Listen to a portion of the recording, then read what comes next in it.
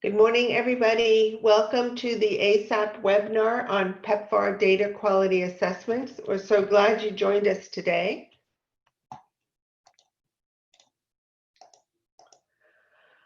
Today's agenda, we're going to have some announcements from myself. My name is Catherine Berkshire Scott, and then we'll have Jason Porter provide some USAID updates, and then Anna Scholl and Robert Jose will be presenting on data quality assessments.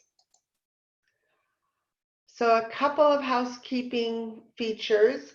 If you look at the bottom of your Zoom ribbon, you will see that there's a Q&A function. We encourage you to write any questions you have in the Q&A, and we will respond during the webinar and then write out the responses and share with everybody after the webinar. We'll have a poll at the end of our webinar. The poll will include some knowledge questions, knowledge checks, as well as feedback on this webinar. I also want to share again that we have scholarship opportunities and we encourage people to apply.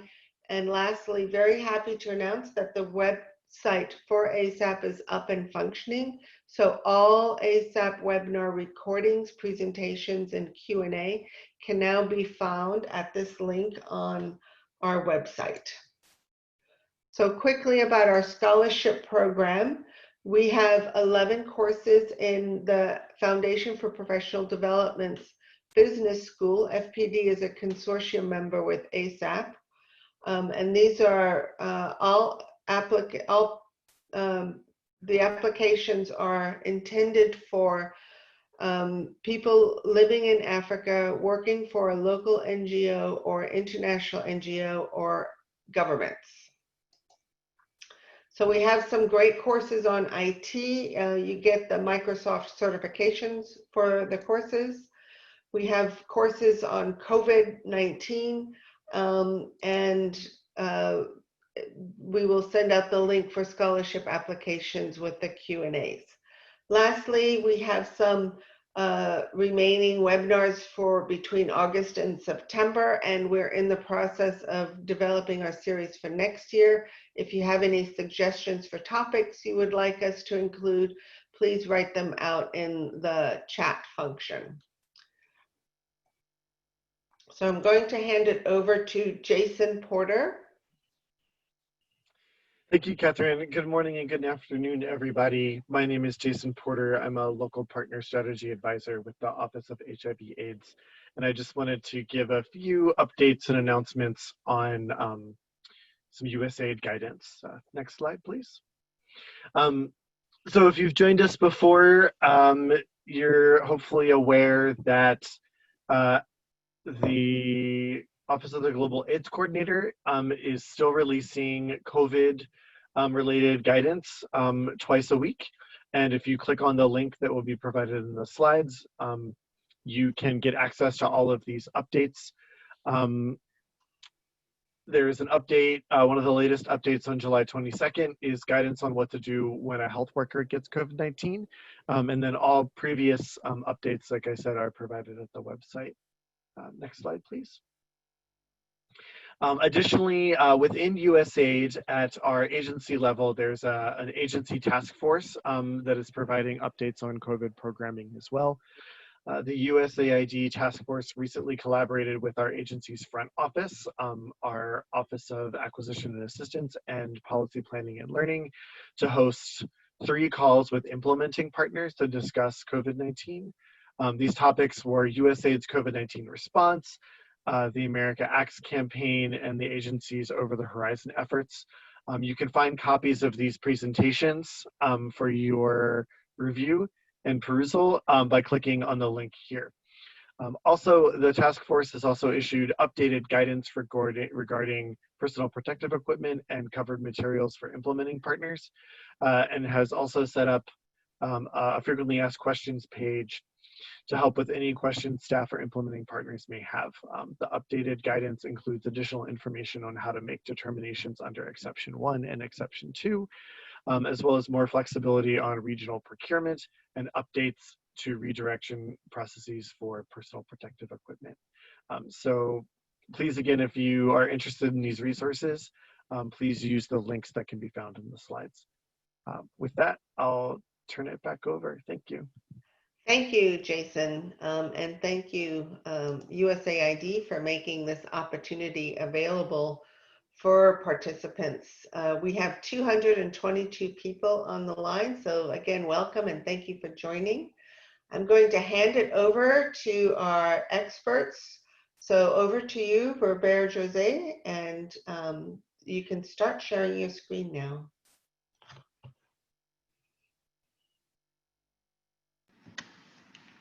Thank you, Catherine. Good morning, everyone. My name is Robert Jose. I'm working as Program and Data Quality Advisor at the Office of HIV/AIDS at USAID. This presentation has been designed jointly with my supervisor, Anachol, and both of us who are working in the SIES division, Strategic Information Evaluation and Informatics division. We are part of the evaluation branch. This morning we'll be talking about data quality assessment. We can't say that we'll be able to to make you become expert in data quality assessment in this a few hours. This like a 1 hour and a half. This training is mainly in order to as an intro. It will be like an orientation on USAID PEPFAR data quality assessment. What are our expectations? The way we used to conduct data quality assessment. We'll be sharing with you, hear from you, and engage in conversation. Just before starting, we would like to make sure that I don't speak too fast. From time to time, I speak too fast, but I will try as much as possible to slow down. First, talking about data quality assessment, what does that mean? You can read directly from your screen. Data quality assessment is a quality assurance activity where we try to assess one or more dimensions of data quality. There are various dimensions: validity, accuracy or precision, completeness, integrity, reliability, and some other ones. Why? What is the purpose of data quality assessment? You can read by yourself. One of the main ones is to identify, rectify any discrepancy between numbers recounted and numbers reported.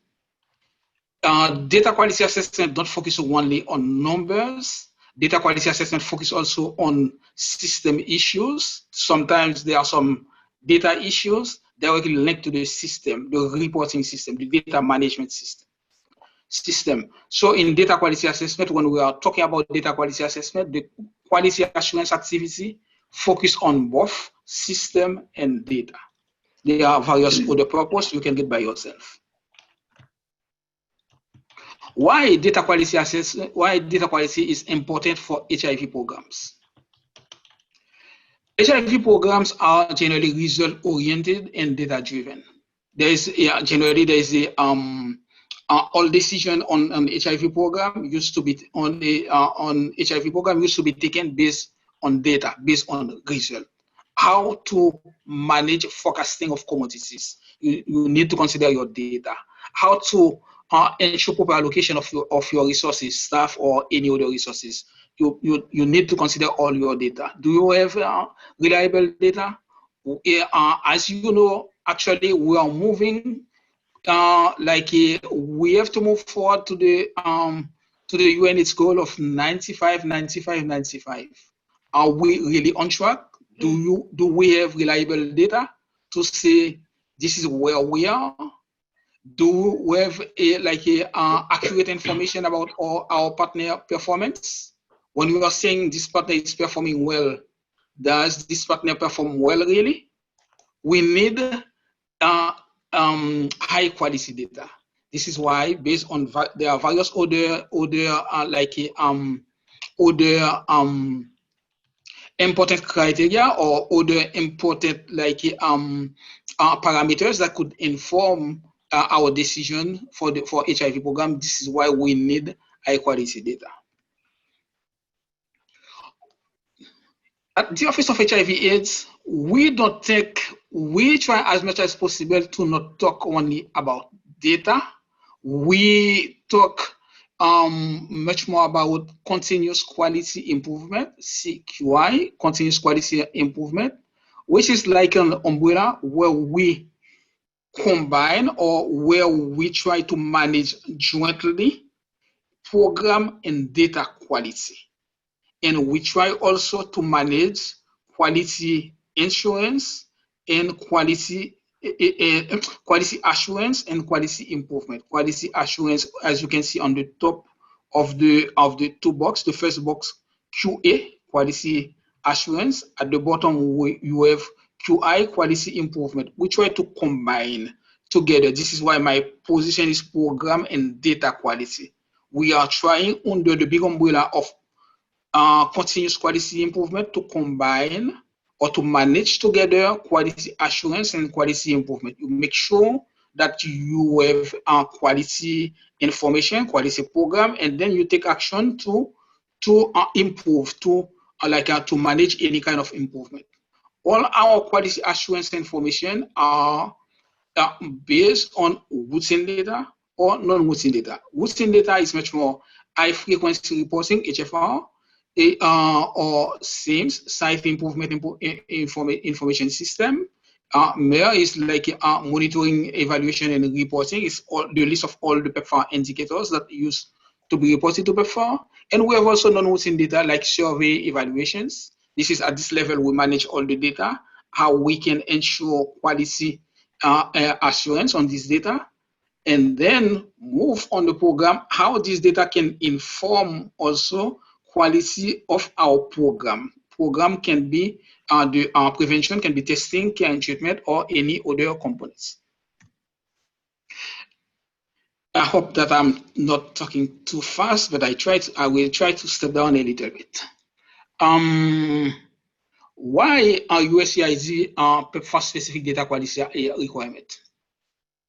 We would like to make sure that the PEPFAR program align with the terms of data generation and use. That means we like to make sure that, as I've been saying, the PEPFAR program is data-driven program.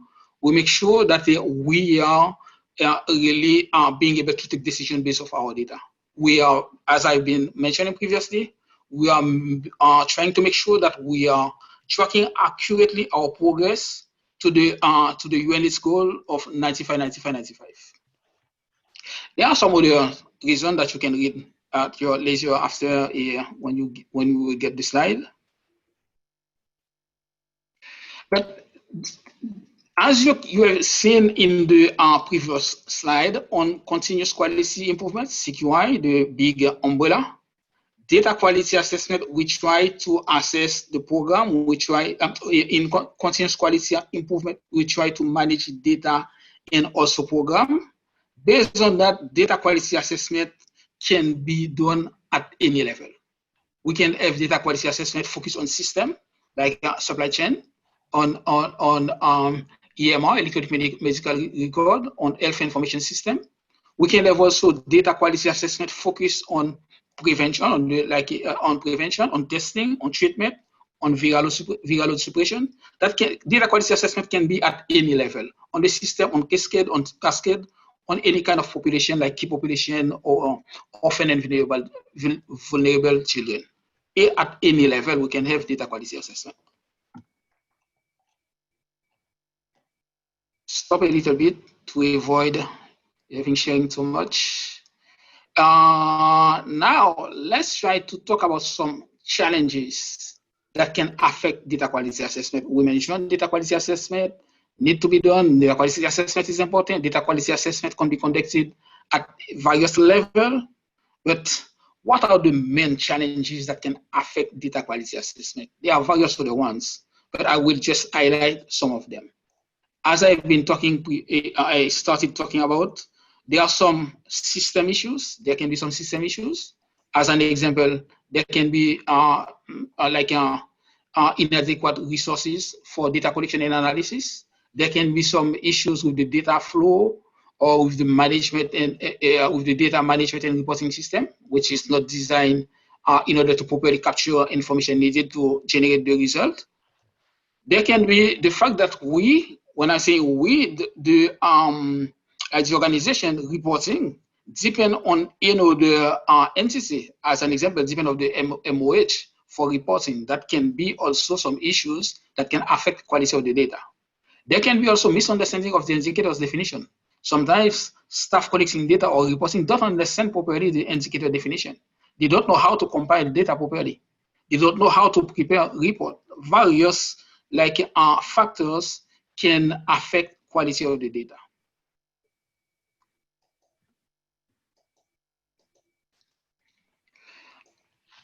But as I've been saying when I started, the PEPFAR program is a data-driven program. Just would like to come back insist from the assistant talking about that. We have to figure out how data quality can affect programming. Sometimes people think that data are data, and your program, is a program person, you are not interested. There's no need for you to be involved in data. No, data is important for everyone, and data quality can affect programming. Just a few examples for you to understand better the context and why data is important, why data quality is important. First example, as a site can inaccurately report a high number of patient tested HIV positive, HCS positive. Based on this type of information, based on this reporting of a high number of patient HIV positive, there will be an increased number of patients to be enrolled on ART, on like antiretroviral therapy, to be enrolled and maintained on antiretroviral therapy. There will be also the supply chain team will have to set more drugs, more commodities to this site, but this site didn't need really because it was a mistake in reporting. There will be more staff ahead to support the site, but there was no need to do that because it was just a mistake of an error of reporting. Based on this error of reporting, you report more patient positive than what it is. You can see all the decisions that will be taken. Similar, the example that you can see, a site didn't report fully, they under-report on the number of patients who have been supported in this facility. At USAID, we can think that this site is not performing well, or you, when I'm saying you, any organization supporting this site can think that this site is not performing well. And based on the low performance identified because of under-reporting, this partner, USAID can decide to put these partners on a performance improvement plan. And then, given this under-reporting, the supply chain team will not send to this facility or to the site all the commodities that is needed. And also, there will be less staff affected to the services than what is needed. All of them are examples of issues that can affect quality of how data quality can affect programming.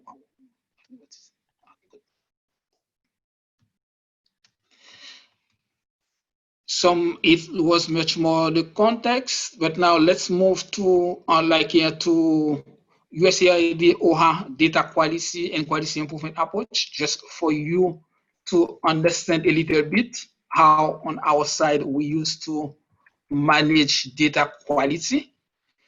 We at OHA, we consider a multi-layered approach.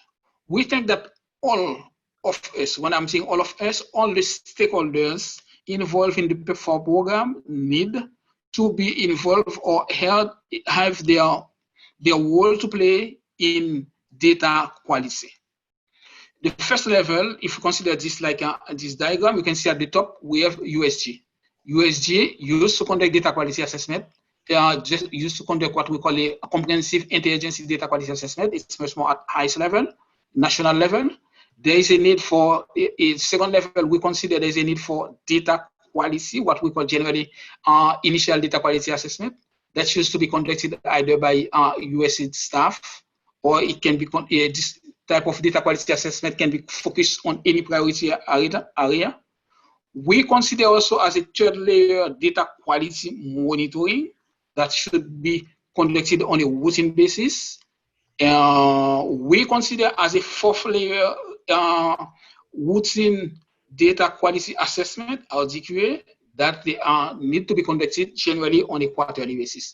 Each of them can be conducted at the can be conducted on any technical area or any kind of a population, as we have seen in the previous slide. And the fifth layer is joint quality improvement. As soon as data quality assessment has been conducted, issues used to be identified, and based on this issue, there can be a need for together, all of us, all the stakeholders will need to be involved in quality improvement. There is a need to improve our data or program quality based on issues identified. This is overall the way we at OHA we envision quality assurance and quality improvement. I may speak fast. Put your question in the chat, and then at the end we'll have time to respond if I move too fast, if there's anything you miss. Data quality assessment process. What are the main steps in conducting a data quality assessment? There are some other steps not highlighted on the screen. As an example, when you go somewhere, you have to introduce yourself. There is a need for an in-brief that I don't put out here, but I try to highlight only the main step, the most important, the ones that will be conducted, that will lead to the actions. First, there's a need for system assessment. As I've been saying, data quality can be in the data directly that can be linked to the system. There's a need to assess the system. Assessing the system will be the patient data and patient flow, and also the system data management and reporting system. There is a need also as another step to conduct data verification. Data verification just to identify if there's any issue with the data, to assess the validity and consistency of the data, and conduct also some cross-validation between primary and secondary data source to make sure that data used to be entered properly in all the data source. After these two steps, there is a need, based on what has been identified, to develop an action plan, and also to have some follow-up action, because depending on what has been identified, there are some action that will be taken, and you will see as we are moving forward what can be this type of follow-up action.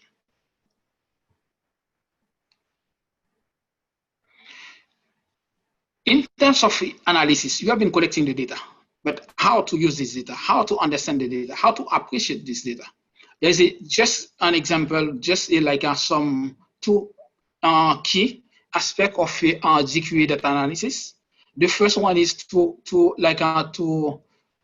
find the verification factor. The verification factor is like a percentage of the number recounted over the number reported, to make sure that there is no discrepancy, or there's not at all any discrepancy, or there's low or high discrepancy between the data reported and the data recounted. As you have been seen in the previous slide, one step is verification. The verification, you have to validate, double check the number reported to make sure that when you recount, you find exactly what has been reported. There is no inconsistency.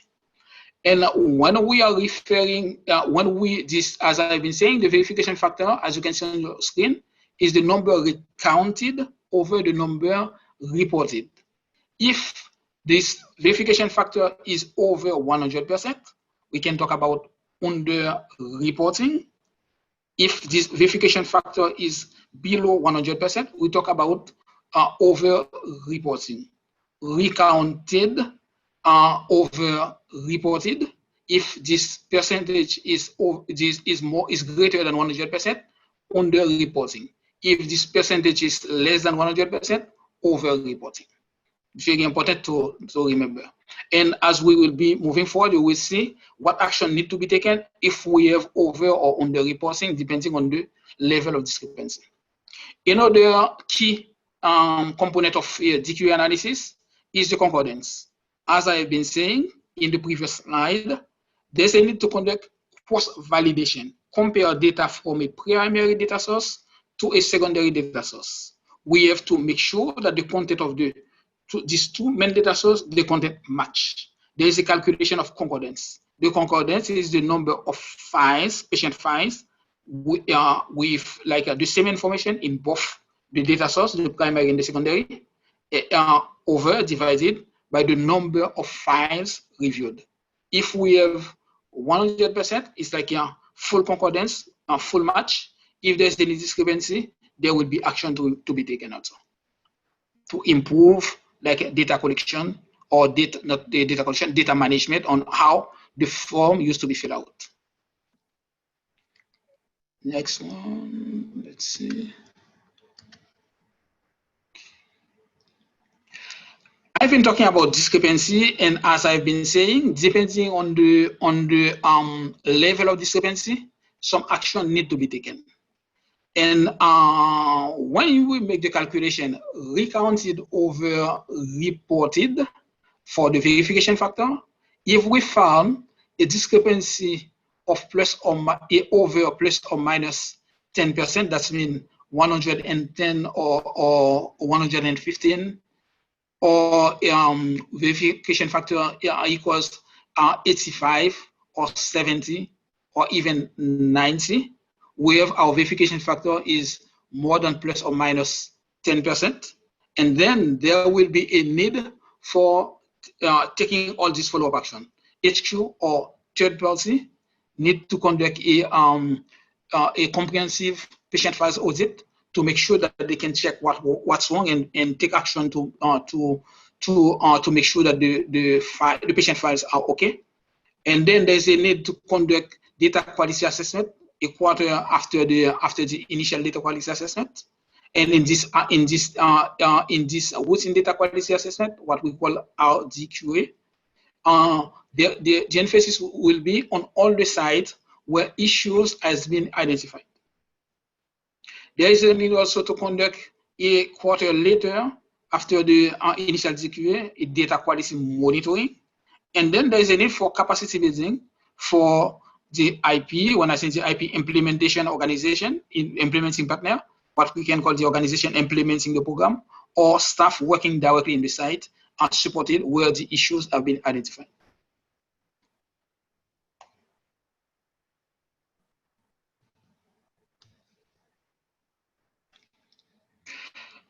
There can be also a discrepancy less than 10%. That means we can have discrepancy between 5 and 10%. It can be between plus 5 and plus 10. It can be between minus 5 and minus 10. On the other side, it will be minus 10 and minus 5.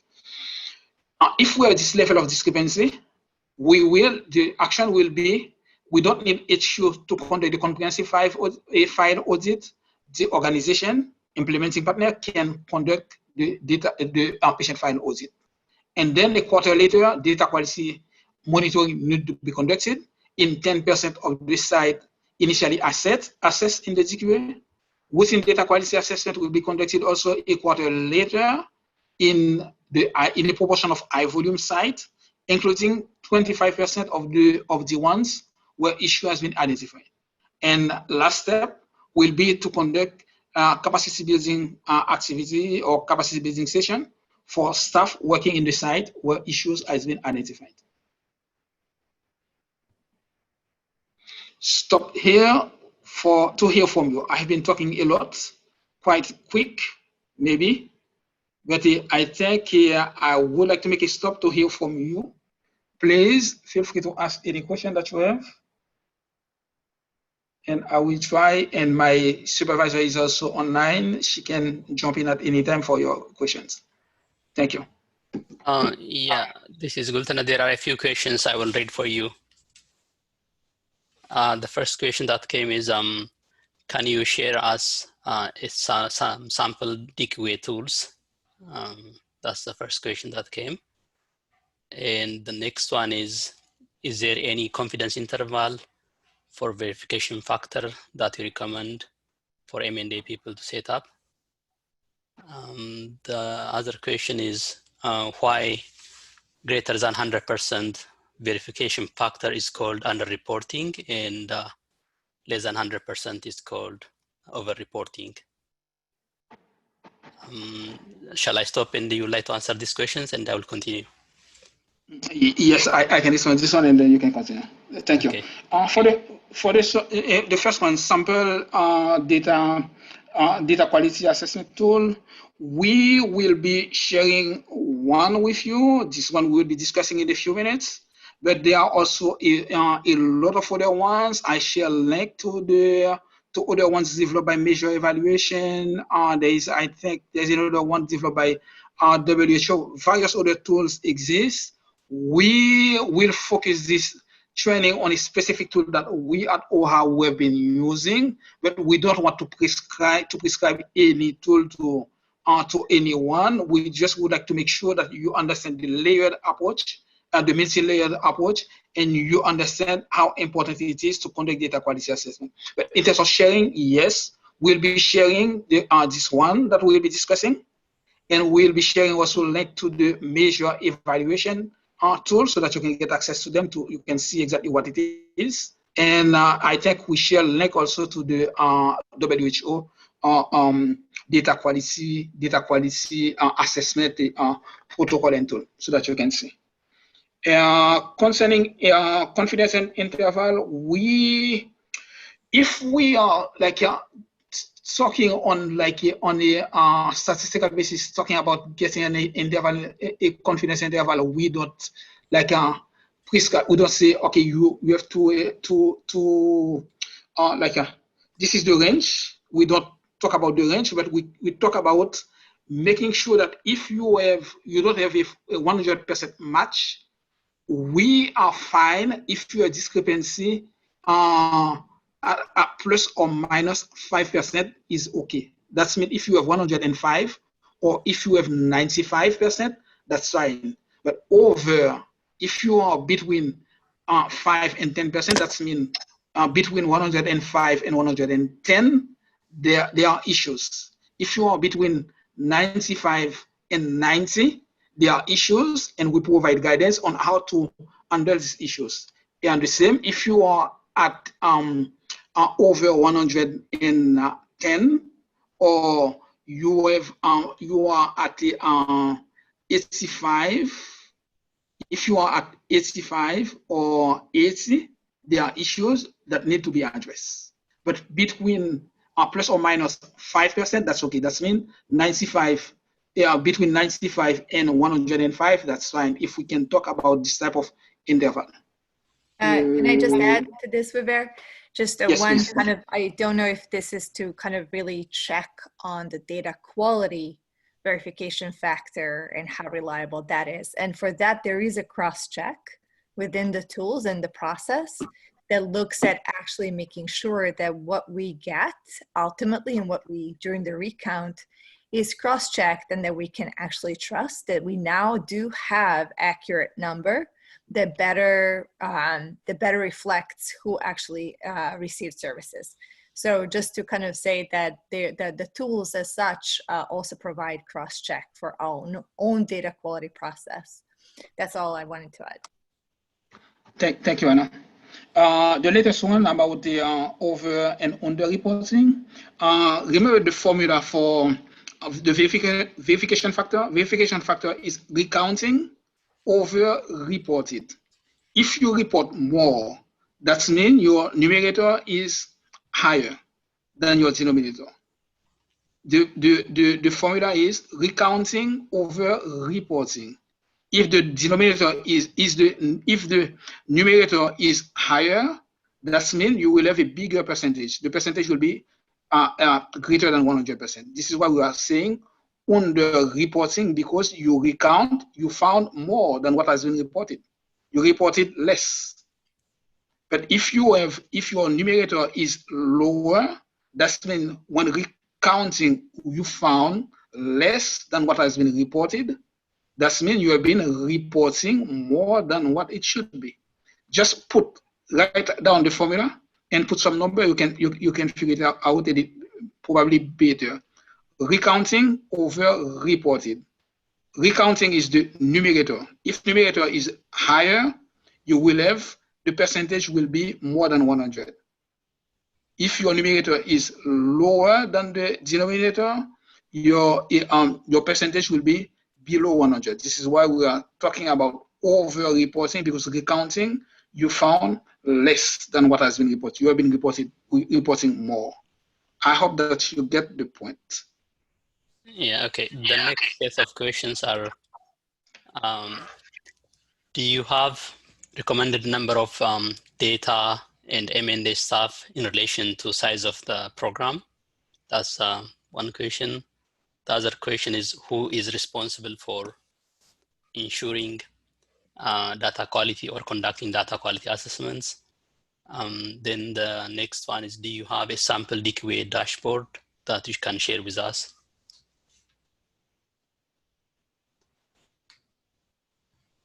Thank you very much. The first one, I don't know, Anna, if you have any information on your side, but on my side, it's depend on the size of the organization in terms of data in M&E staff.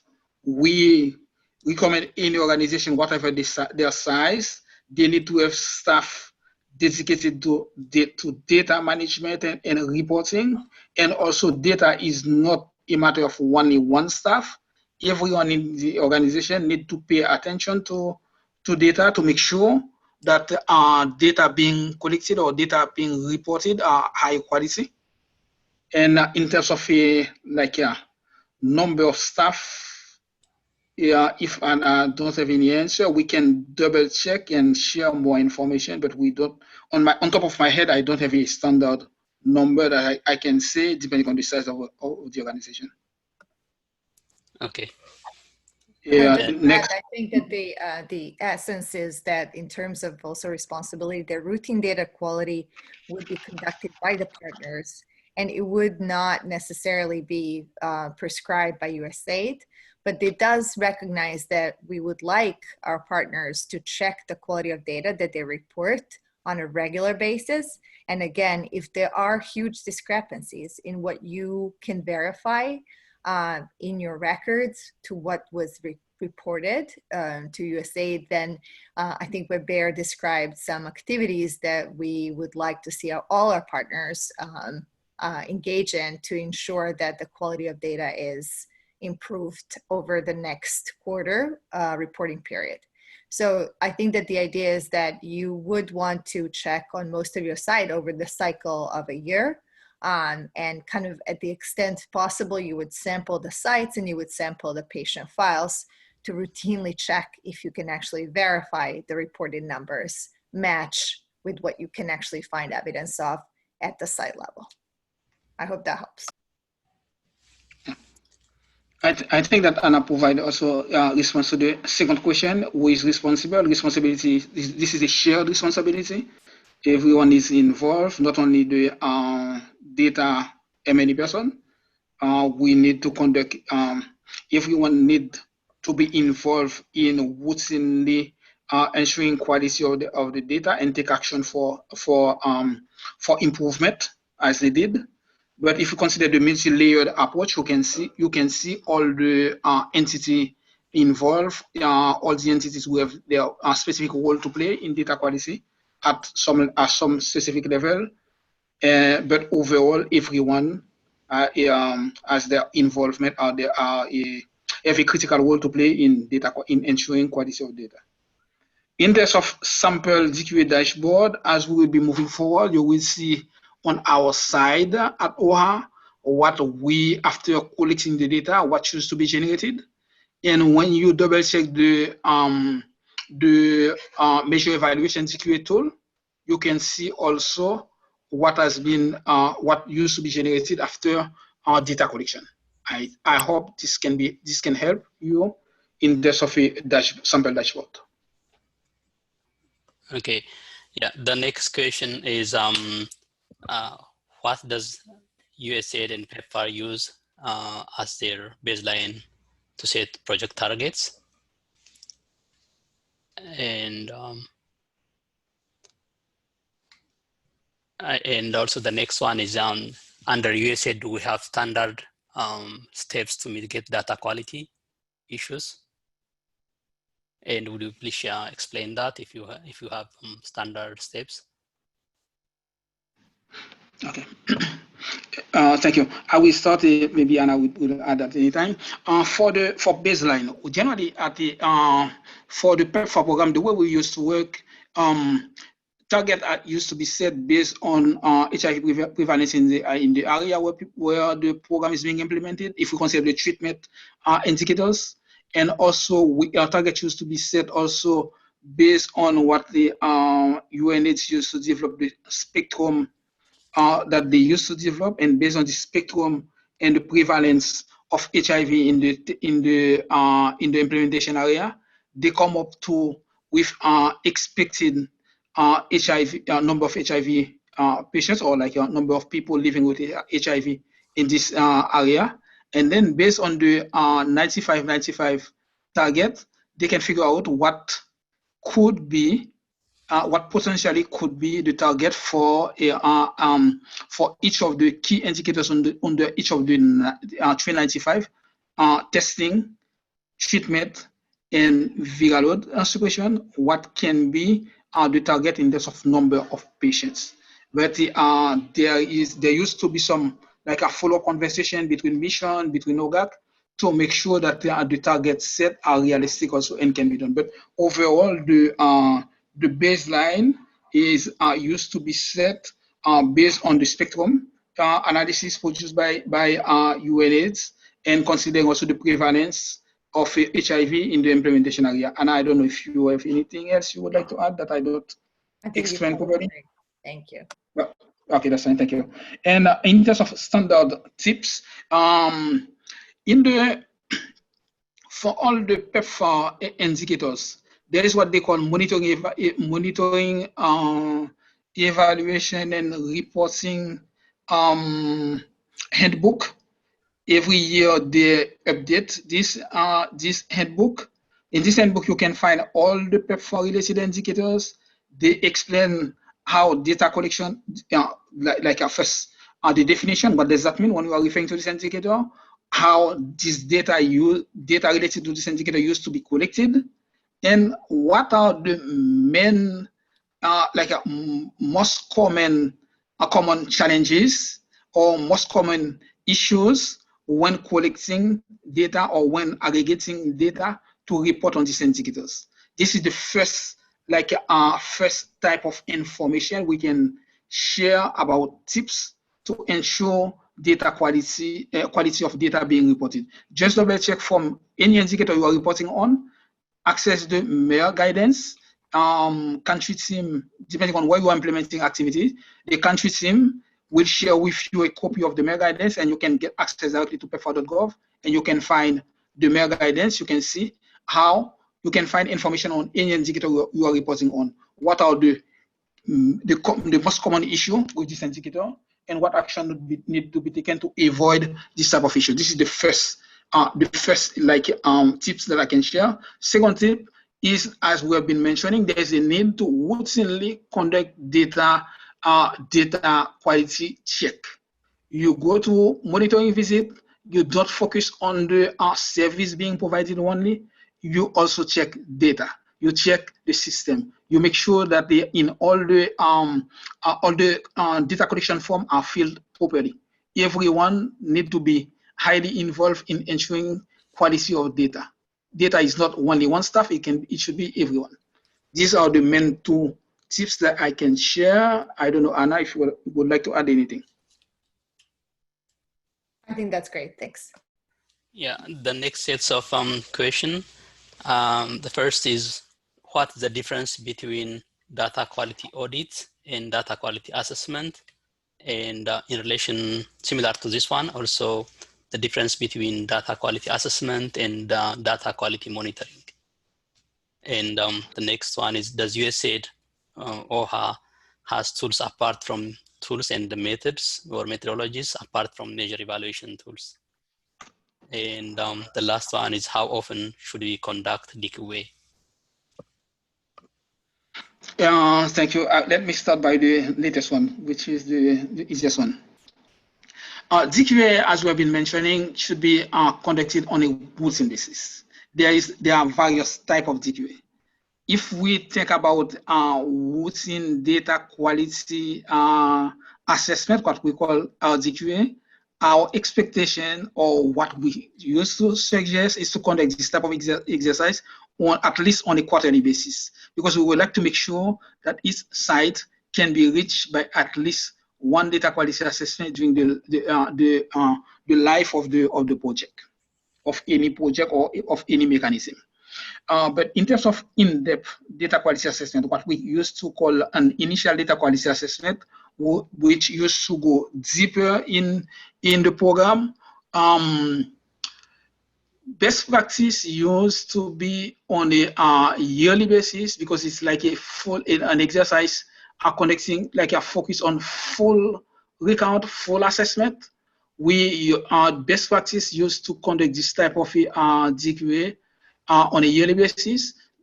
However, there's a need on a quarterly basis to conduct routine data quality assessment to make sure that appropriate follow-up action can be taken to address issues identified during the initial data quality assessment.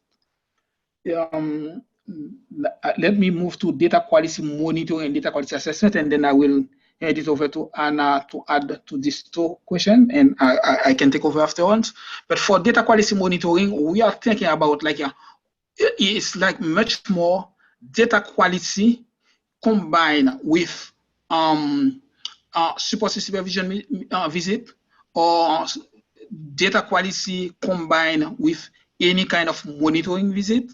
And the focus will be much more on ensuring consistency between data source, ensuring completeness of the data in the main data source, and also check very quickly some indicators to make sure that people understand how they used to collect, how they used to report, and if there is any issue that need to be addressed, you start taking action directly from this exercise on the same day.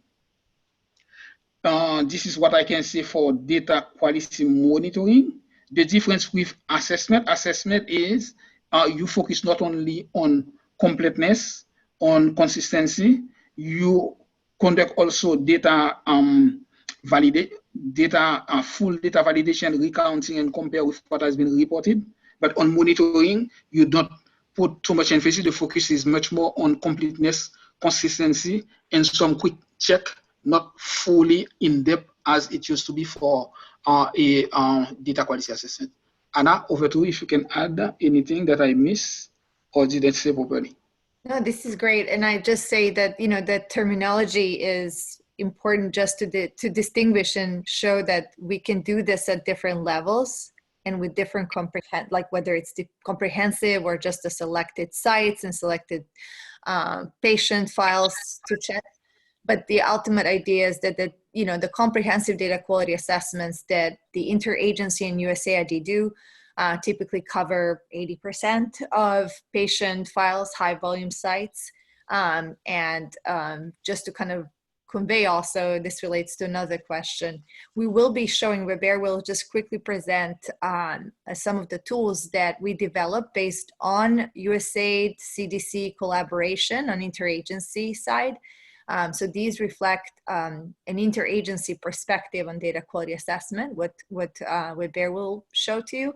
I still would say that measure evaluation has a great set of tools that you can legitimately use for routine data quality assessments, as well as a tool that I think at the end of this presentation, you'll see a link to, which was specifically created by measure evaluation to provide a very easy to use tool to verify and validate treatment numbers for our treatment service delivery partners.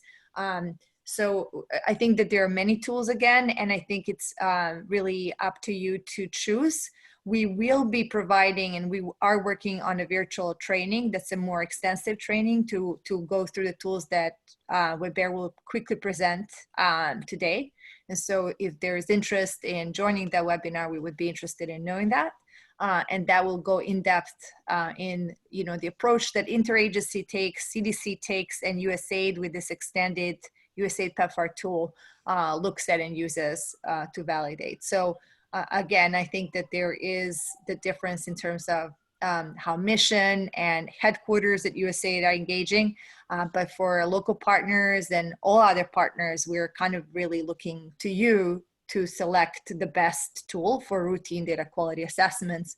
And in cases of, comprehensive data quality assessment and improvement, we would work with our partners to support that effort as well.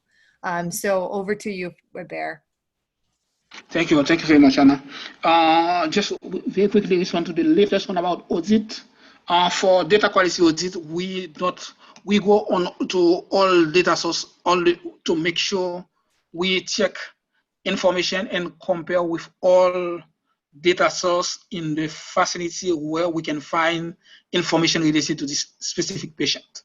We try to go to make sure that the main data source is up to date, and in the main data source, we have all the information needed, nothing is missing.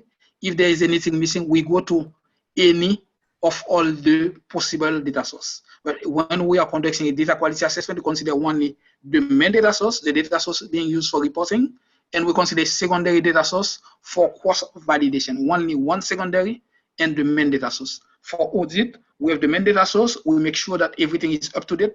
If there's anything missing, we go to any other data source. Yeah, shall we have 2 more questions? Yeah, so the first question is if routine data quality assessment is done on the same data set by 2 different people, can the results be different? That's one hypothetical question. And the other one is, are there standard for assessing DQA guidelines? Yeah, the first one, there shouldn't be any difference. If we are using the same protocol, the same tool, there shouldn't be any difference. 5 or 10, well, I'm saying 5 or 10. Anyone conducting a data quality assessment on the same indicators, using the same data source, the same protocol, they should find exactly the same result. There shouldn't be any difference. And for the latest one, you say, is there any? It seems that I missed it. The latest question was? Is a standard for assessing data quality assessment guidelines.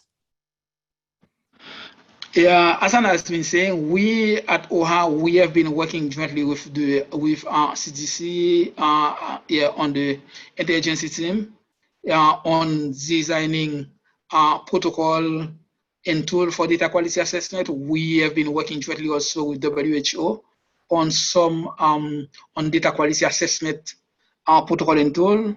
This is what I know in terms of entity involved. But in terms of assessing, Anna, I don't know if you have anything. So I'm just gonna add that we have been so far focused mostly on treatment data, with the recognition that a lot of data quality assessments may relate more to OVC data or different types of data as well. They're not treatment data specifically. So again, I think the way Measure Evaluation developed their tools, they're more generic, but they also allow you to tailor them to the type of data that you want to assess. So it can be other than treatment data as well. So that's one piece to kind of recognize. So we are really very much in this tool, try to touch on all the standards and look at the data patient monitoring systems, look at the data flow, and then also look thoroughly through patient files to understand the cascade and be able to validate whether treatment data, both DX new on treatment and current on treatment, are correctly reported into the system. And it's not just to kind of say this number is correct or not, but to really realize where some of the problems stemming from. Is it from the data system? Is it the data flow? So it really is meant to give you a good sense of where the issues may be, and so that you can easily tackle those issues directly. Standards are also positioned in SIMS. There are a few core essential elements in SIMS that also set PEPFAR standard or expectation. Just those are basic standards and expectations for data quality. This tool that Weber will go through now quickly, and then the virtual training that will be upcoming early September, most probably, will actually touch on how we go about assessing treatment data for PEPFAR. So that would be giving you a sense of the standards and the expectations. And if also you look at the end of this slide deck at the measure evaluation set of tools, there are kind of a number of standards that are incorporated there that look through the domains of data quality and how you can assess all of them. I hope this helps. Yeah. One last question, and maybe we can move to the next slides. So there's someone who asked some organizations, they have categories like no data quality issues, minor data quality issues, and major data quality issues, depending on the magnitude of the verification factor. Can we apply this to USAID PEPFAR programs? You can say it again, please. I missed, pardon me. They have other sources. I don't know what the source is, but it's a different source of data quality classifications, categories. One category is no data quality issues, depending on the findings of the assessment. Then the second category is minor data quality issues. And the last one is major data quality issues. And these colleagues are asking if they can apply the same kind of classification for USAID and PEPFAR programs. Yes, and I think that Weber was trying to talk a little bit about this. So the considerations is that within 5% discrepancy in what was reporting and what can be validated, we consider data quality to be fine. So there is always some level of minor discrepancy, and that is fine. Between 5 and 10, those are the, some issues with the data, but not serious yet. And he was talking also about if you have more than plus minus 10% reported, either you're underreported or overreported by over 10%. In those cases, we consider that there are some significant issues with data quality, and this would be something that would trigger more intense attention and more intense quality improvement efforts on behalf of the partner, USAID, and PEPFAR. So again, I think that this is also very much aligned with what you will see if you look at the WHO guidance that, and most of the guidances would say that if you cannot verify that your data match within that 10% limit, then you should kind of really do a comprehensive check and try to understand what are the root causes of these discrepancies in your data systems, data flows, or simply if there are other issues that I think and challenges that Weber also addressed in the early slides. Thank you, Anna. Okay, yeah, thank you. If you have more slides, maybe we can also collect more questions at the end. Yeah, no, that's perfect. Thank you. Now, as it has been said from the previous slide, we will talk about the what we are using at OHA when we use to conduct data quality assessment, focus on the treatment indicators. We, as you have seen in the when I've been talking about the main components of data quality assessment, we have to assess the data system. To assess the data system, we have a tool called patient and data flow mapping, where this tool can be used to make sure that you understand the patient and data flow. That means when a patient just arrives in a facility, what action used to be taken, where they used to go, how data related to this patient used to be collected, and in what tool they used to be entered, so that you can understand exactly if there's any information missing, or how you can find accurately all the information related to this patient, just to understand the patient and data flow from the time when they just arrive at the facility until they leave the facility, to understand. Because for us, we think it's really important. If you don't understand how data related to this patient, or if you don't understand the patient flow, you won't be able to collect properly or to assess properly quality of the data generated in this facility. Next one, the tool that we use is like the system assessment. As I've been saying, and as you have been able to see from the slides, from the previous slides, there's a need to assess also the system. Some data issues are not specific to data. They can be linked directly to the data management and reporting system. When I'm saying not linked directly to the data, it's not the number per se. It's like the system being used to generate the number. You need to understand exactly what is being used in this facility as a data management and reporting system that will help you also to conduct your data quality assessment, to identify what are the main data source, because the main data source is the data source, is the source that is being used for reporting. You need to know what is the main data source. Therefore, you need to understand the system. And based on your understanding of the system, you can figure out easily if there are any issues with the data reporting system.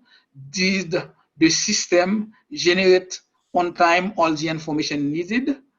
These are all type of issues that can be easily flagged based on filling out this system assessment tool. As Anna has been saying, and also as I've been mentioning that at the very beginning also, at USAID OHA, we have this tally sheet. We have a DQA tally sheet that we use for our treatment, for our data quality assessment focus on treatment indicators. We don't prescribe any tool to any of our IP. They can decide to choose any tool they want to conduct their data quality check or routine data quality assessment. This tool that we will be discussing, just I put them on the slide for you just to read at your leisure. This tool we have been developing jointly with our CDC colleagues, given some needs when we have to conduct data quality assessment. We think that this tool fit much more to our needs. This is why we would like to discuss it, to present exactly what can be done using this tool, because we can not only assess or validate number, we can also support program quality improvement. This is why we think that this tool is good to discuss with you to understand better how program and data quality are closely linked together, and how one specific tool can help assess and take action related to program or data quality improvement. Something very important that we would like to flag for you, this tool that we have been developing, and we know that personally identify the information PI is very important. There's a need to protect to avoid giving any opportunity, any option to identify any patient. We need to ensure confidentiality in this tool, which are as much as possible to avoid collecting any data related to names, address, or phone number. And anyone using this tool need to avoid entering any data related to name, address, or phone number.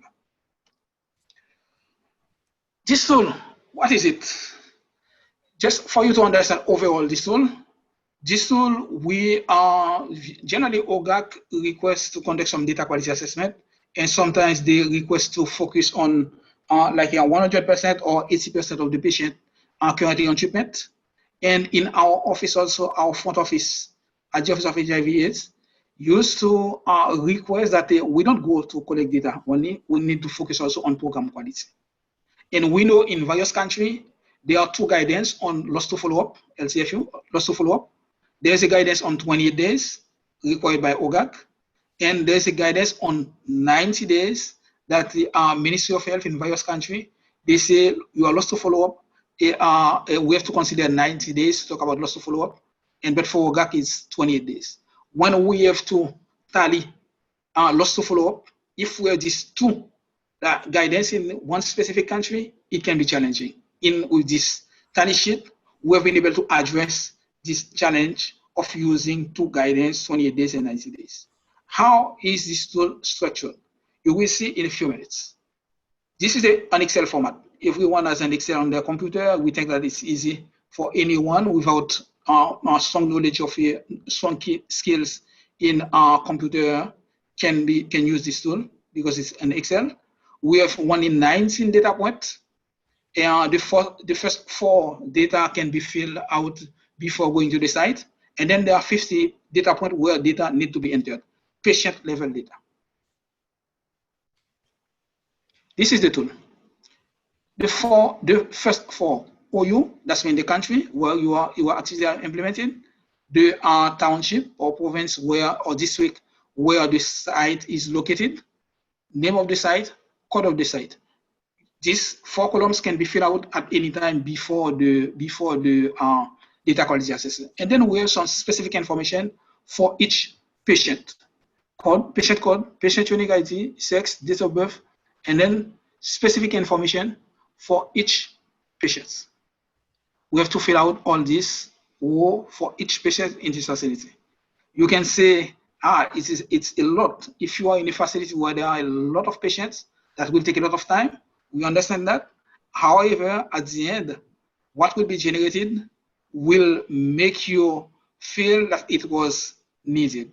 It was a very good idea to enter all this data. What used to be generated after entering data in this tab? We have a data quality summary. In this data quality summary, you can have like a patient with sex not defined. We don't know exactly if male or female. We can have disaggregated by male and female, less than 1 and by specific age group. And we have also the patient without any age group. We have patient currently on ARC considering the national guidance of 90 days. We have the new on ART, disaggregated by month, and we have no age, no sex provided. We don't know exactly if male or female or if transgender. And we have also age group. We have current on ARC considering the guidance 28 days, disaggregated by age and sex. And for the current on ARC, both the categories, we have the active one, we have the defaulted ones, and we have the total current on ARC. For what you have been doing, you have been entering data on this one. There is no need for you to understand, when I'm saying for you, for anyone entering data in this study sheet, to understand what does that mean current on ARC, what does that mean defaulted, 28 days or 90 days. Anyone entering data, I'm talking about the data collectors. I'm not talking about the service provider. The data collector in charge of data quality assessment, filling out this sheet, don't need to know the definition. They have only to enter the data, and all the numbers are generated directly on this tab. And on this tab, we have only no sex provided, male, female, and we have also transgender, and we have the overall total. And for all the table, we have active, all the current on ARC, we have active, defaulted, and total current. 90 days, 28 days. And for new on ARC, we are disaggregated by month. In this example, we have January, February, March. It can be any month. At the very beginning, you have to set on which period you will be conducting your data quality assessment, and then what time period need to be considered when you will be conducting your analysis. This is the dashboard that we have been talking about on our side. This is what we use to generate at the end of the data quality assessment that can be shared. We have this table where we can find date of the assessment, prime partner, district, facility, period assess, and then in this table, in this column in orange, you will need to enter manually all the data entered in that sim or reported or submitted to USAID in your report by age group. You have all this number already, you put them there. And by entering data in the previous sheet, data entry, linked to the single one where you have all the tables, all the numbers are pre-populated here, recounted. And then at this level, you have verification factor, recounted over reported, that provides you your percentage. And at the bottom, you have the total, overall total, and you can see if there's any discrepancy that need to be addressed over or over 10, over 5, or over 10%, and you will decide about action that need to be taken. The same calculation has been done for TX new, so that you can have this information. And in addition to the treatment, TX current, TX new, we have also information about drug dispensation. is this patient eligible for MMD? How many months of drugs they receive, 1 month dispensation, and then overall total patient on MMD 3 months or more. We can have all this information.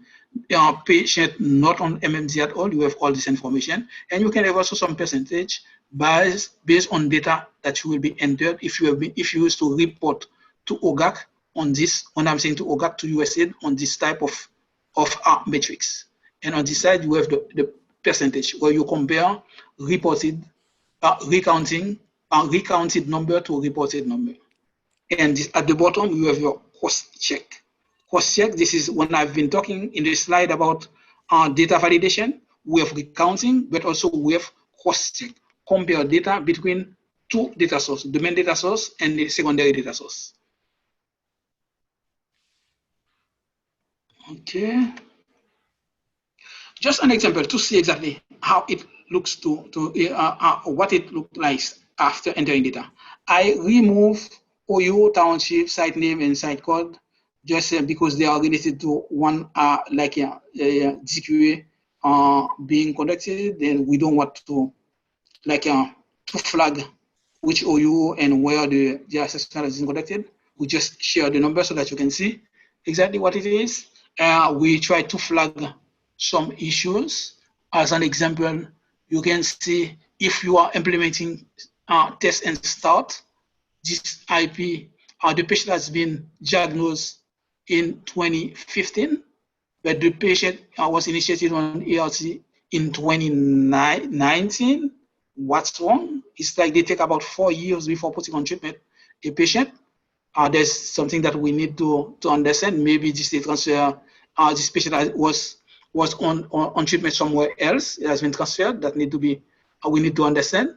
And next, we can see also some challenge if we consider the top one, a patient, the first one, 22.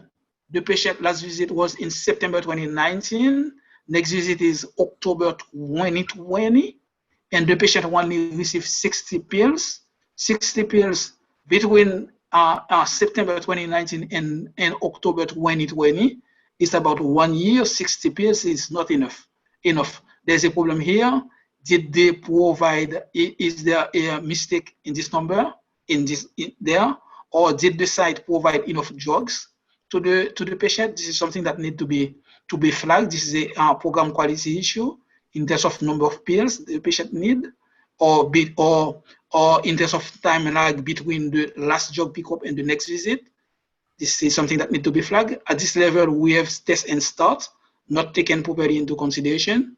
If we try to move a little bit better, test and start, here a patient who started on ART in 2017, 2016, they never have a viral test, still program quality issue that need to be flagged. Just would like to point out for you, when we are filling out this study sheet, you can see the result, the number, but in addition to the number, you can see just by double checking consistency between data points, you can see various issues related to program quality. Action that need to be taken. Patient on treatment need to have their viral test. 2 years, 3 years, no viral test, there's a problem that need to be flagged. Test and start, you have been diagnosed, but there are 4 years, you take the site took 4 years or more to put you on treatment, there's a problem that need to be flagged. Did they apply properly certain test and start, or is there anything else? These are type of stuff that would like to flag to point out how this tool can help identify not only data issue, but also program quality issue. I previously showed the dashboard without any data. Just now I show it with you with data you enter on your side, and then data recounted, generated directly from data entered. You enter your data and you find, and you can see the verification factor for each age group. Maybe there was an issue in the way they consider you have 10, you are 10 years old or 14, they didn't do the calculation properly, maybe. But overall, you can see 1.3% discrepancy for male, 4% for female. Overall, 4% discrepancy, that's fine. We can we can live with it. But if we had 110 or 106, we can start thinking about taking action between 5 or 10%. There on this chart, we have the number of files that should be that should be considered for cross validation, and then here this is the result of the cross validation.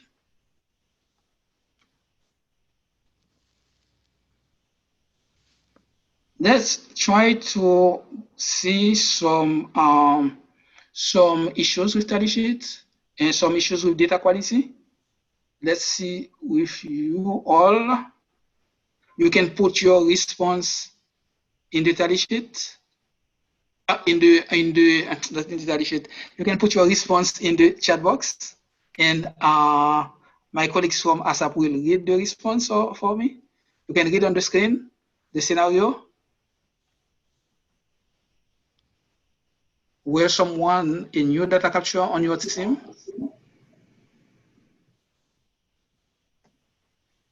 and the staff has to report aggregated data. And in the monthly tool, they ask for TXQ total for pediatrics and adult case. The youth team doesn't know exactly the correct definition. Pediatrics should be less than 15 years old, and adults 15 years old and 15 and older. The new team put as pediatric everyone under 18 and adult 18 and above. First question, which data quality criteria does this scenario violate?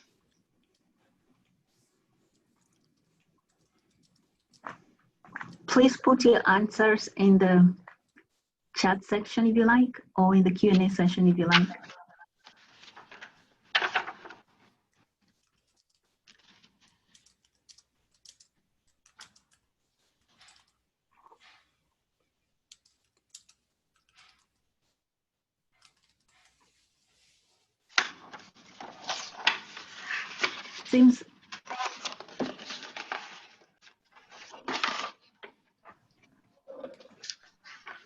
Seems like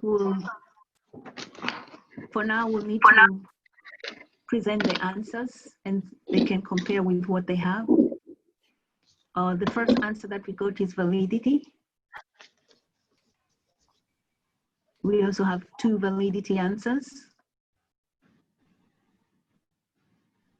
Validity is the right response because we don't measure what it intends to be. Validity, you need to measure what the indicator intended to measure. We would like to measure the pediatric. Pediatric is under 12. Do we measure under 12? Not under 12, under 15. Do we measure under 15?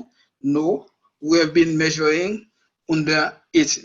We don't measure what it intended to measure. Next one, I would like to hear from you. What step would you take to identify this problem when it started?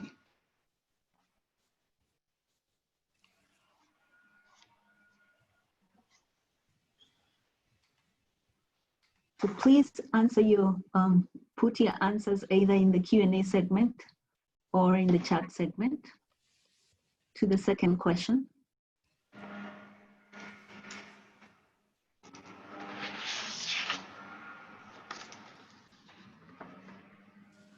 Yeah, there is some answer here, validity and reliability. I think that was for the first question. For the first, So for the second questions, what steps would you take to identify this problem when it started?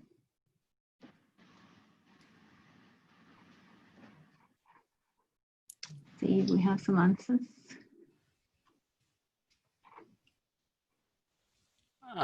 Data assessment steps. Yes.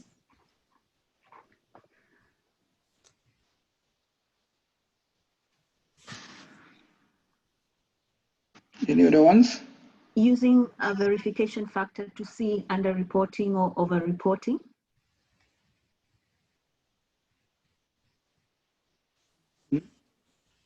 And would like to carry out DQA, including reviewing the registers and the patient charts, sitting down with the facility and have an SOP for the DQA.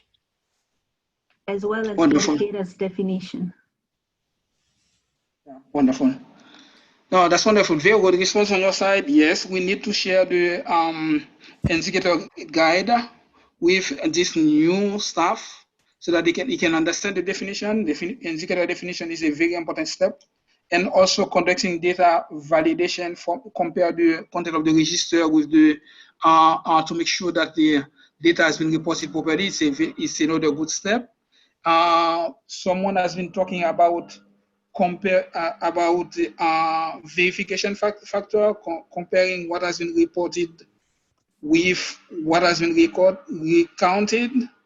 This can be done only if we are conducting a data quality assessment. But in terms of step, I think there's a need to compare with your target. If you are really over target, this is the first thing that you need to focus on. You are over target. You need to assess to check exactly what's going on. And also latest one will be going to the data source, conducting some monitoring visit. When you double check from the data source, is the data reported for 1 week or 1 month?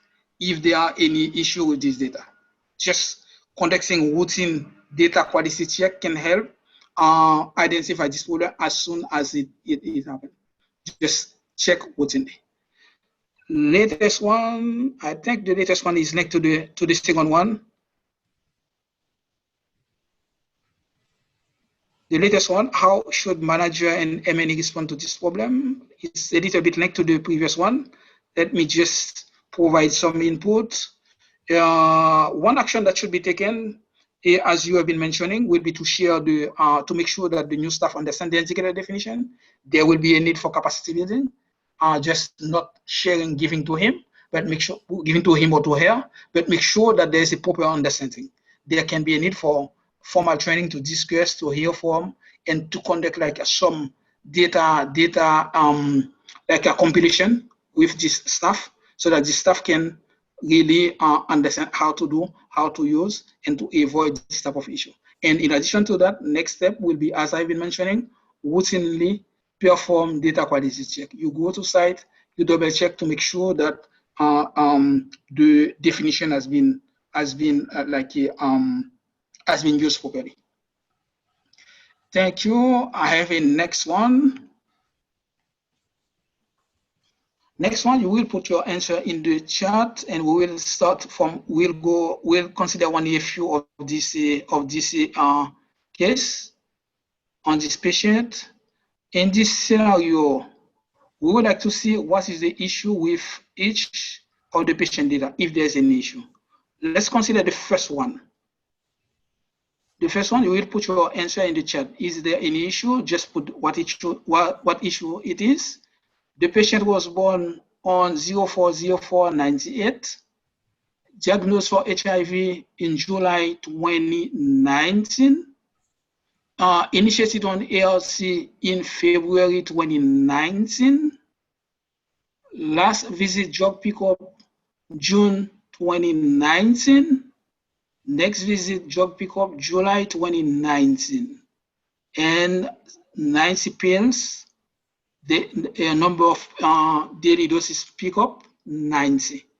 Is there any issue with this patient data, and what issue you identify? Put your response in the chat. So we have a few answers. One is incomplete data. Second one is ART initiation occurred prior to HIV diagnosis. Yeah, that's wonderful. It's ART initiation can't be prior to HIV diagnosis. For the missing data, incomplete data, transfer in, transfer out, for this specific data point, given that given the issue, the previous issue with ARC initiation and HIV diagnosis, that can be okay, but at some point there's a need to have information for transfer in or transfer out. Sometimes it's depend, it can be okay. Let's move to the third one. Patient was born in January 1980. HIV diagnosis April 2017. ARC initiation April 2017. Last visit drug pickup August 2019. Next visit October 2020. Number of pills dispensed 60. Any issue with this patient?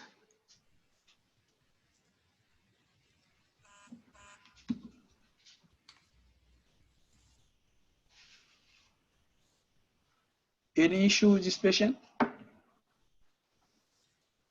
So we have, there should also be printouts of key indicator that, oh, sorry, that's different, sorry. One There is person an says answer no which is issues. yeah. One person says no issues. Answers are inconsistent.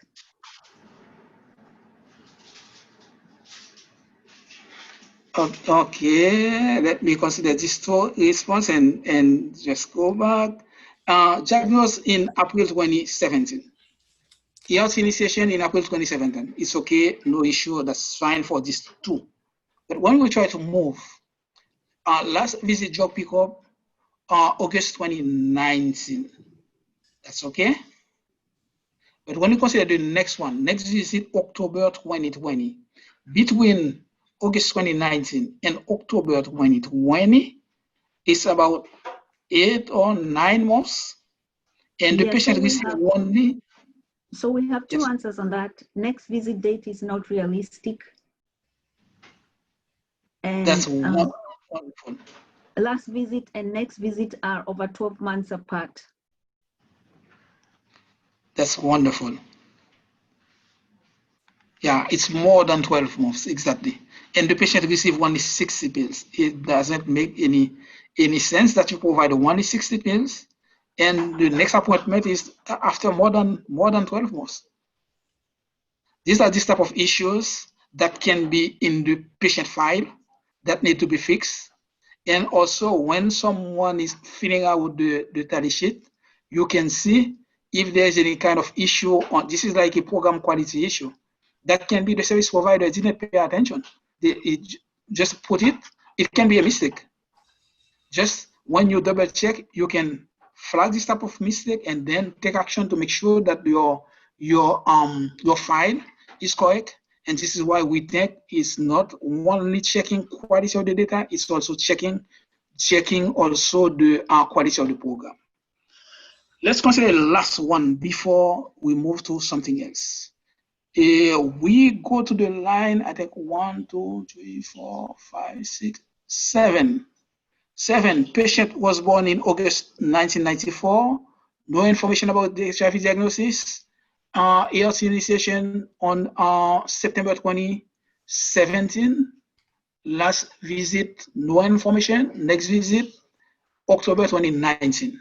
90 pills. Anything from anyone? This one is quite easy. This is the easiest one. We have incomplete data, 2 incomplete data answers, incomplete documentation. Wonderful. That's wonderful. Let's move to the next question. What is saying? What action should be taken by manager? Just one example. Mentorship on indicator definitions and benchmarks.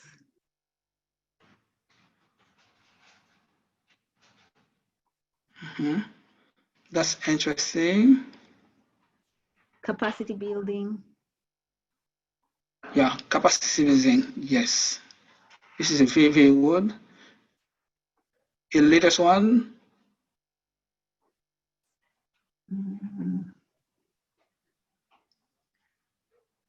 Call partners for verification. Yeah, this is a good point. But yeah, and also I just would like to add to insist on routinely check quality of your data during your monitoring visit, supervision visit. Check the patient file to make sure that if there's any issue that can be fixed. These are issue. If you don't check the patient files from time to time, there will be this type of data missing. So Weber, I'm aware that it's already 10 o'clock. I think that's how we're running. But I would just like to kind of say that to verify new on treatment and current on treatment, we need a few or fewer than these data points. But you will see here that with 13 data points that you consistently enter, you can reveal more than just whether your recounting of numbers and reporting is correct. You can also look into whether there are places where you can improve program as well. And just to say that transfer in or transfer out data is also essential for us to be able to correctly report on who is new on treatment and who is current on treatment at every site.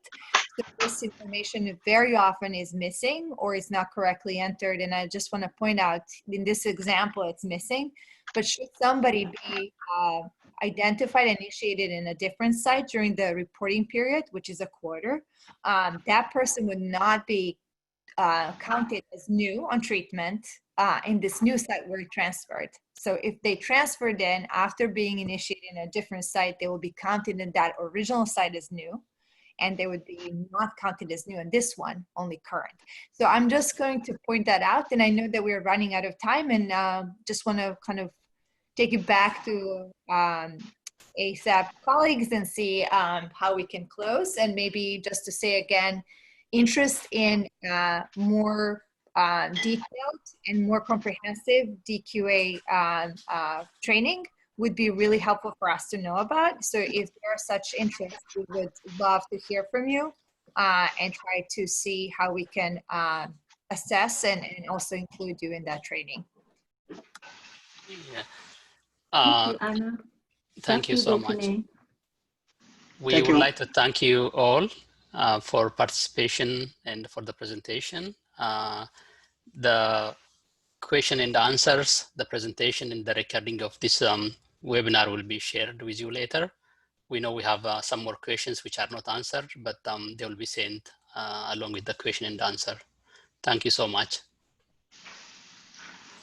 Thank you everyone.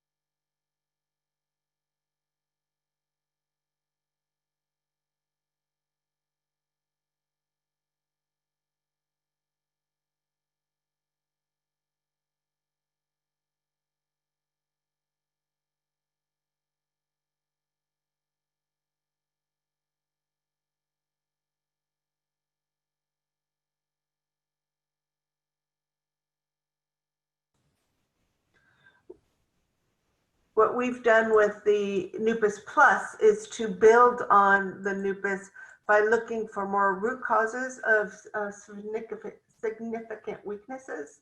So whereas in the NUPIS, you might have just 13 questions for financial management, we have over 100. And so we really look to see about the policies, procedures, and the implementation of it. We also have added a lot of different modules, including one on gender, one on fraud detection, one on human resources, one on sustainability, one directed toward the board of directors, so the leadership module. We have 2 modules on all of the required as applicable provisions and the mandatory standard provisions. So we go in and assess how an organization, what is their capacity to comply with all the regulations. And in terms of being prime ready, what we found in our experience is that local partners are becoming primes and they have a variety of capacities and lack of capacities. And so our job is to really elevate them all to become primes and to steward the money correctly. So we have organizations that have been receiving $300,000 a year, and now they're going to be receiving $2 million a year. So in that rapid startup, some of them already have the funds when ASAP comes in to help. But in that rapid change, we hire the capacity advisors to sit with the organizations and fill in the gaps that they have in order to manage all the funds, and then train people, mentor, coach the organization on how to comply with the rules and regulations. So I wouldn't say that there is a standard benchmark of when a local organization can become a prime. It really depends on the level of risk that the USAID mission has with that particular organization. And to mitigate the risk factors, that's where ASAP comes in and helps build the structure for them. Does that answer your question sufficiently?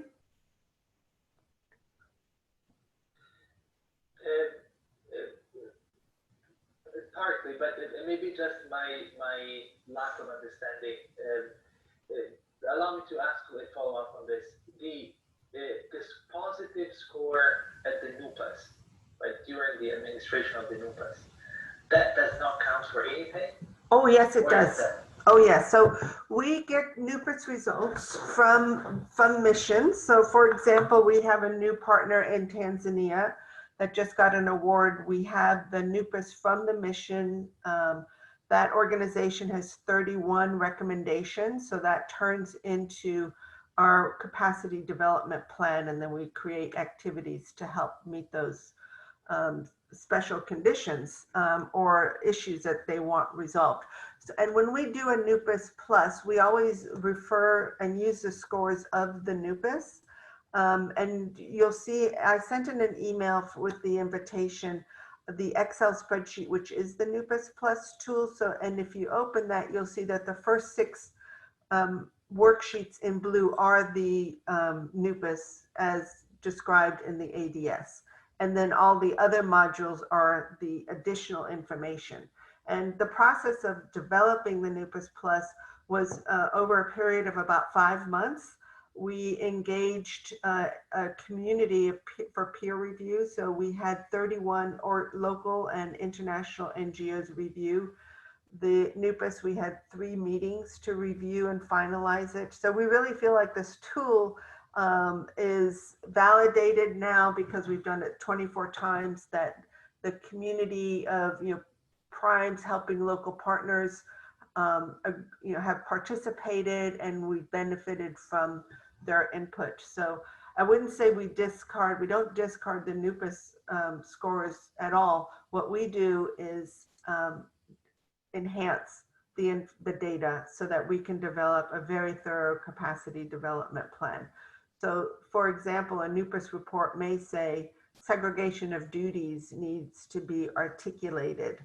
And then we go in and review exactly where does it have to be? How do we change the organogram we provide the answers to situations so that they can meet the requirements of USAID.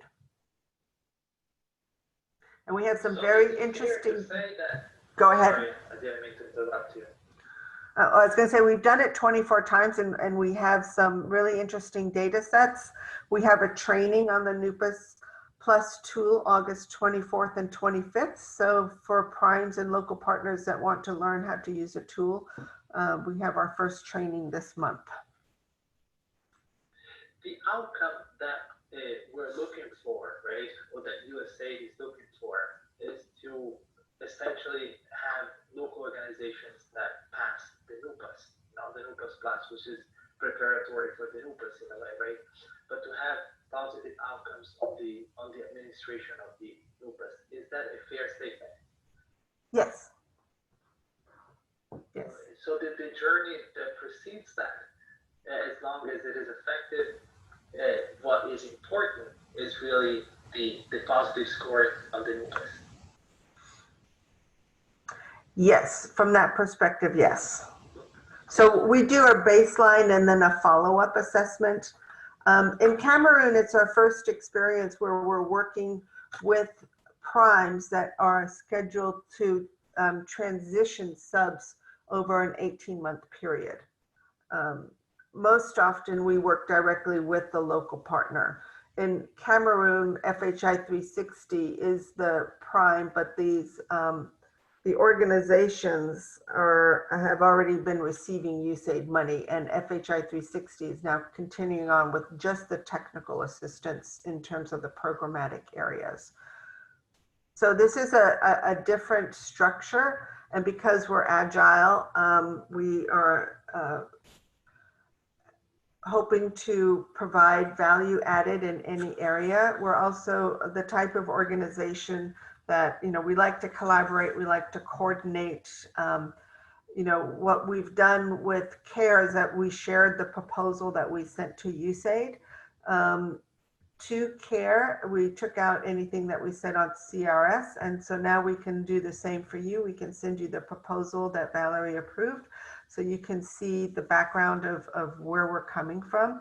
And then if you could share any types of work plans, that you've already made plans for capacity building, then, we can have a more detailed discussion with the right people at the table to develop both of our work plans, building the synergies between us.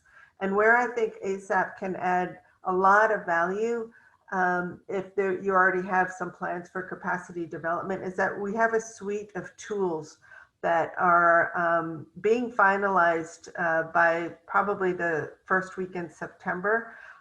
So we have 20 capacity advisors in Africa, and they each have really wonderful technical skills, and they've developed job aids and policies and procedures. So now we're pooling them all together and putting them in our toolbox. So our toolbox may be of great value to you if it ends up that CRS is going to be doing some portion of the work that ASAP can do, but you've already had it in your plans and it's budgeted for it. And so we certainly don't want to have any discussion about both of us doing it. We want to make sure that it's very clear who's doing what, so that USAID's money is spent efficiently.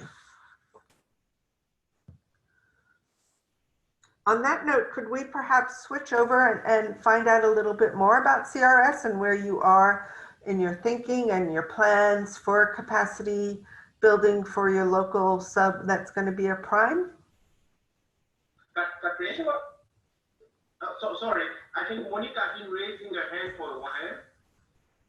Yeah, no, thank you. I was just a bit confused about what Catherine was saying in reference to the work with FHI 360.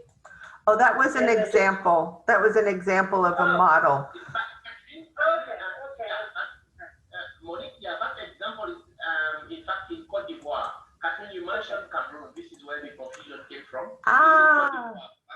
FHI, the prime, and the subs are already receiving funds as prime, but there's still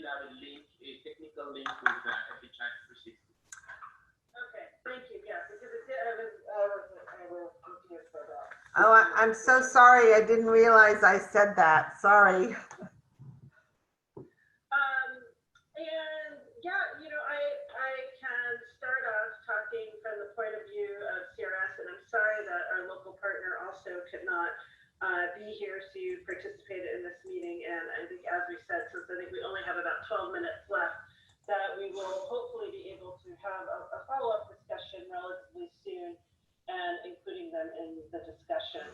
I'm also going to, as I speak, I'm also going to lean on Alberto Charity and Aurelie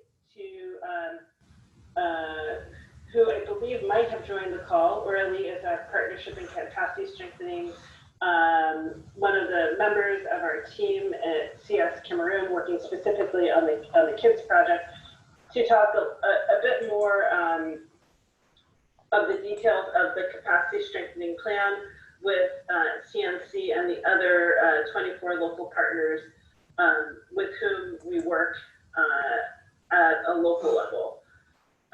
To give you, I guess, before I start talking, do you have any, I guess, what is the level of knowledge of the kids program and how we work before I start? So I apologize.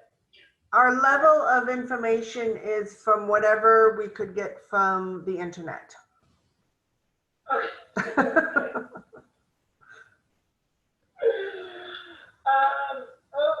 Okay, yeah, that's what I had asked to see what exactly we should present and share today, and I didn't get a response, so I didn't prepare any a PowerPoint. So let me just see if I can just repurpose a slide to talk one slide to talk very generally about the kids project. So we are, I think, as you know, the project started in from 2014 to 2019, and now we're in our 3-year extension period. One of the key components of that extension period is the transition to a local partner. However, I should say that we already, you know, from the start of the program was built around the idea of sustainability and local ownership. From if you go back and if you've seen the 2014 proposal, that was a key component. And in fact, when we talk about kids, it's developing the systems and services. So looking at the systems point of view, both from the government of Cameroon and the community systems that we set out to strengthen in order to provide quality services to OBC and their caregivers. I think as CNC, that local transition partner, or the partner that we're preparing for prime readiness in 2023, has been a partner on the program since the very beginning. So since 2014. However, in that first 5 years of the program shifted several times, and I should say they had a large role in the beginning in the coordination of the program in the 3 big cities where we work. However, with the 2016 PEPFAR pivot, which shifted it shifted all OVC programs so that they were really focused on demonstrating their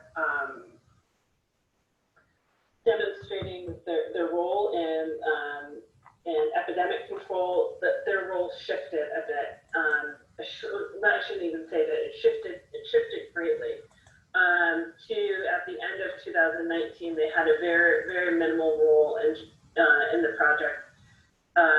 They seconded staff to CRS for the kids project, and then did provide some overall leadership and coordination at the national level, but it was to a certain degree minimized as we started working with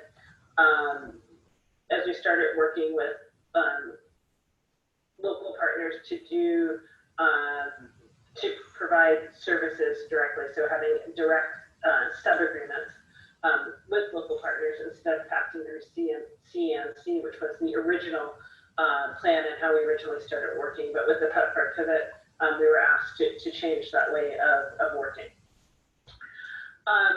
With the 2020 to 2023 extension and expansion, we expanded from 3 regions to 9 regions, and we also added 10 additional partners to help us to be able to cover the essentially 9 out of the 10 regions in Cameroon.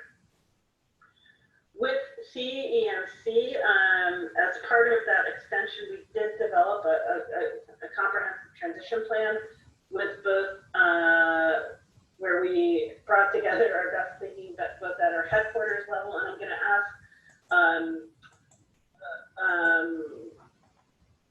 Alberto to speak a bit more about the toolkits that have been developed over many years in CRS to do local partner capacity strengthening, and the work that we've done with that, and then also so looking at our, we had our HQ partnership and capacity strengthening staff, as well as we do also have a regional technical advisor who focuses on partnership and capacity strengthening that helps us flesh out some ideas in terms of what we wanted to do in Cameroon. So essentially, we were looking at how to support CNC to get to a point where we are a sustainable organization able to provide quality OVC services to our partners. So it focused on 4 that you can say that plan, or those, when we looked at sustainability, we were looking at programmatic state sustainability, organizational systems and structures, finance, as well as the overall leadership advocacy abilities of the organization in the OVC arena. So that plan is and maybe we should have another meeting to talk more in depth about that 3-phase plan, where which would bring us to a gradual transition of the entire OVC program over the course of the 3 years that are left on the project. So what I heard as you walked through the program, I think as you referenced with CARE, I think I do see some areas of significant overlap in what ASAP is doing and what we have planned to do, that I think that we need to talk more fully through, including like both the process as well as the tools. So I can get into some more specific details about CNC, but I think before we get there, I think it might be useful to maybe have Alberto, if you don't mind me putting you on the spot, to talk about the CRS partnership capacity strengthening work that sorry, I'm seeing exactly. Thank you, Zach, for joining us. That we do. Yeah, I think I can. Yeah. I can certainly give a bit more of a background, although I don't want to talk too much because I think I have already. But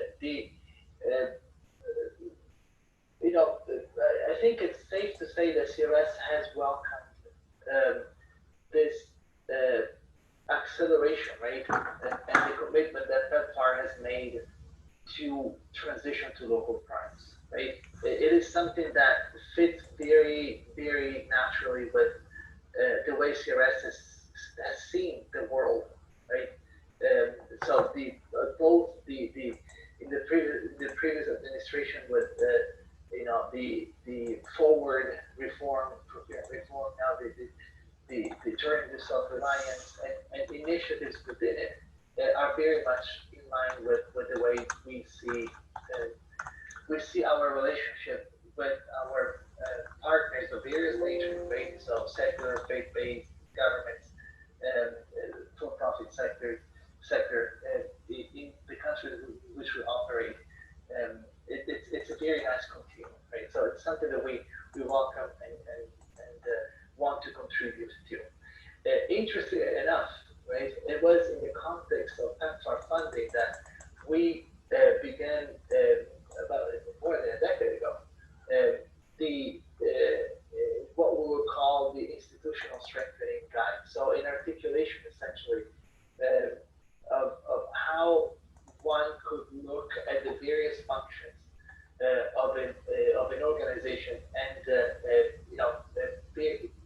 call it variables, call it aspects of those distinct competencies as part of it. It was mentioned earlier, an assessment or a baseline, we would call it capacity assessment, and then an action plan around that, right, following that, which is a nice balance, in my opinion, of both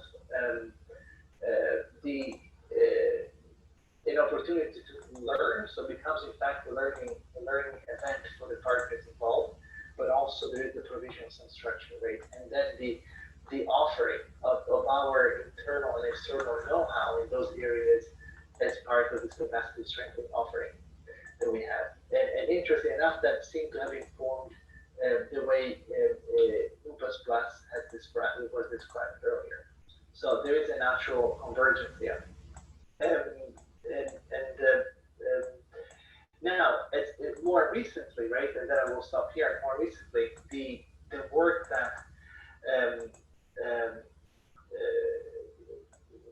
Charity and other colleagues have been focusing on has been more explicit, right, around the support provided to local partners in their journey of leadership, right, and capacity strengthening in becoming recipients or prime recipients of PEPFAR funding. So maybe I will now pass the mic virtually to Charity to speak more about the specifics, right, of our of this derivative, right, that looks more at PEPFAR candidates. Over to you, Charity. Thanks, Alberto, and I'll try to be brief. I know we're at time technically here. Can you hear me? I'm getting a signal that I've got internet. Yes, we can hear you. We hear you. Okay. I'm actually in New Delhi, India, so hopefully everything, all the connections hold. So for the Strong Local Primes Initiative, it's an internal CRS initiative that, as Alberto said, we're building off the long history that CRS has and looking at trends that coincide with CRS's ambition for local leadership. And the Strong Local Primes Initiative, we're focused on two work streams, one for PEPFAR specific programming and one for Global Fund specific programming. And I'll talk a little bit about the PEPFAR work stream. So we have in our toolkit, we put together an assessment building off of CRS's historical assessment called the Holistic Organizational Capacity Assessment Instrument. And we fine-tuned that specific for PEPFAR partners. So very similar to the new class, it includes all the different aspects that an organization would need to be a strong prime. And it builds off of the new class itself, along with other existing assessments. So we weren't building from scratch, but we were pulling the best together into one instrument to use with our partners, which we've already used with partners in Uganda and Kenya, and are hoping to use in Cameroon as well. Along with that, we developed the action plan, which is the second step, and then we have a suite of resources and tools for capacity strengthening, institutional strengthening, and accompaniment to work with the partner on their journey to either becoming a strong prime but also remaining a strong press, because that is the end goal. So that's what we have and that's what we've been doing and are working with Cameron to do. But it would be good to hear a little bit more and to see how we could potentially collaborate while ensuring that there isn't overlap. Great. I'll pass it back. I think in the interest of time, I think this has been a really great first meeting, just to learn about the CRS and for you to learn about ASAP and, you know, for USAID to provide the guidance. We do have COP19 funds and COP20 funds to work in Cameroon to support CRS and CARE. And so I suggest that we schedule a next meeting, perhaps next week, with all the right people on board. And what we'd like to do is discuss an MOU. Perhaps we need to iron out a few more details in terms of coordination, but we do like to enter into an MOU with CRS and the sub-partner, because we find that building the trust relationship is so important, and to have this legally binding document provides the confidence that we won't share data, that we won't disclose any information, and that our role is truly just focus on supporting the local organization, whatever needs they have. So perhaps the next step is we'll send you the proposal that we sent to Valerie. And then at the next meeting, we can review the proposal and your work plans, and then have a bird's eye view of areas where ASAP could fill in some areas, and that may be minimal given your plans. It may be extensive. Again, we're very flexible. We're a very collaborative partner. We're not going to try and we don't ever try to, do somebody else's job if they've already got it funded. But I think the next step will be important for us to get past this this stage where we are right now, is wondering, well, how much duplication is there? So I think I'll leave it to Desiree to schedule the meeting with everybody. Perhaps Desiree, you could send out a couple of options for dates. Does that plan sound acceptable to CRS?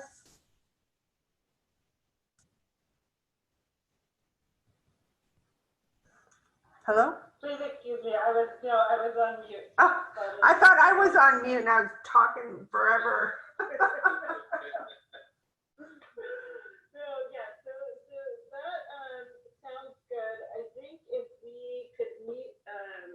Mid-next week, and also, mid-next week when our partnership and capacity strengthening director in Cameroon for the KIPS project will also be back from me.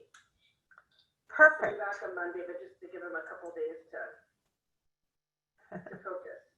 Yeah. Perfect. That sounds great. That sounds great. We really appreciate this time that we've spent together, and we look forward to the collaboration in any way that manifests. So thank you all for your participation. Thank you, Valerie, for joining and shedding some insight onto this collaboration. And we look forward to talking to you next week. Thank you very much. Thanks for Thank you, everybody. Bye-bye. Thank you, guys. Bye-bye. Bye-bye.